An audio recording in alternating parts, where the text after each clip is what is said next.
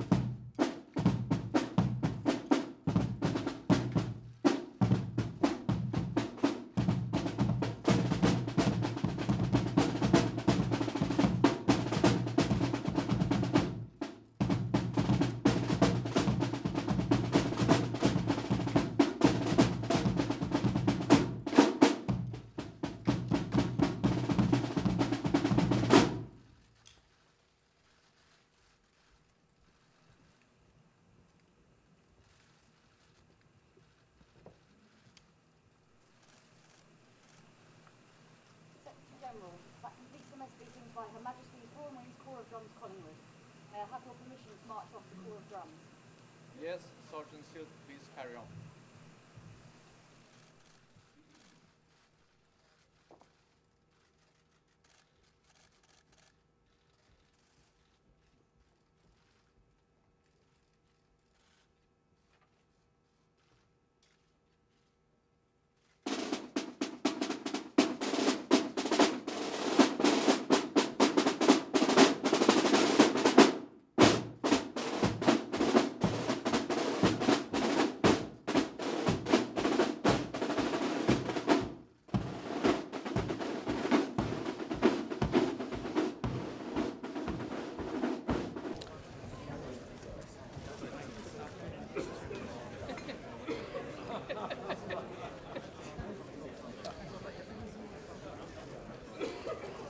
So good morning. I think we're ready to start if you can find your seats.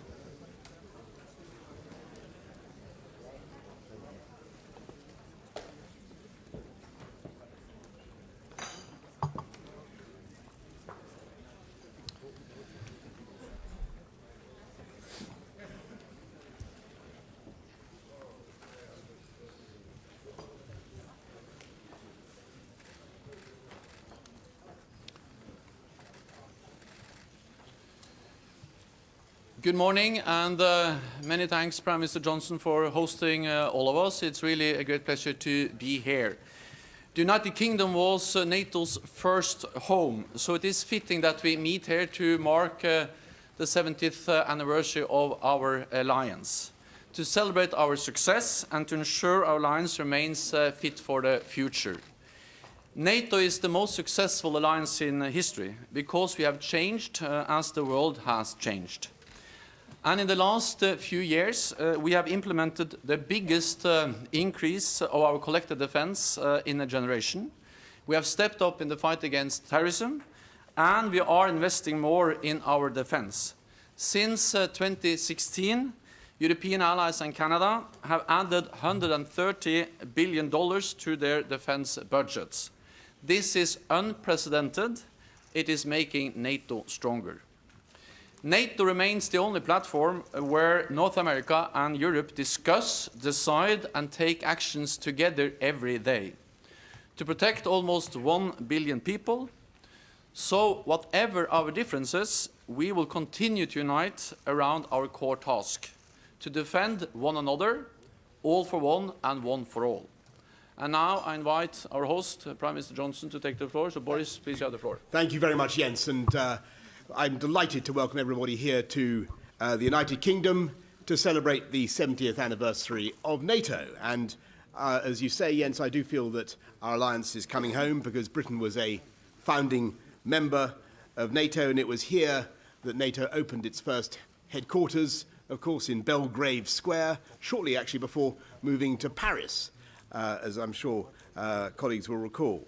70 years on, we are rock solid in our commitment to NATO and to the giant shield of solidarity that now protects 29 countries and nearly 1 billion people. The fact that we live in peace today demonstrates the power of the simple proposition at the heart of this alliance, that for as long as we stand together, no one can hope to defeat us, and therefore no one will start a war. This essential principle is enshrined in Article 5 of the North Atlantic Treaty, that if any one of us is attacked, all of us will go to their defence. If NATO has a motto, it is, as Jens says, one for all and all for one. And this doctrine of coming to one another's aid, incarnated by NATO, provides the single most important explanation for why the British people and hundreds of millions of our friends live in peace and freedom today. Everything our peoples hold dear, from liberty and democracy to their jobs, homes, schools and hospitals, would not be secure and could not flourish without the peace that NATO is designed to guarantee. But history shows that peace cannot be taken for granted. And even as we celebrate this anniversary, we must ensure that our deeds match our words. And the atrocity in London last Friday shows why we must work together to combat terrorism and the vital importance of NATO's missions to counter this threat. For the UK's part, we spend over 2% of our GDP on defence. We are proud to be making the biggest contribution of any European ally to NATO's readiness initiative by offering an armoured brigade, 2 fighter squadrons and 6 warships, including the Royal Navy's new aircraft carriers. As friends and allies, we must never shy away from discussing new realities, particularly NATO's response to emerging threats like hybrid warfare and disruptive technologies, including space and cyber. At this Council, we have the opportunity to strengthen the unity of purpose that has made NATO the greatest and most successful alliance in history, and to take the new steps that are profoundly necessary to ensure another 70 years of peace and security. Thank you very much. Thank you so much, Boris. That concludes the public part of this meeting. So I thank the media for joining us at the beginning of the meeting, and we will continue this meeting in just a moment.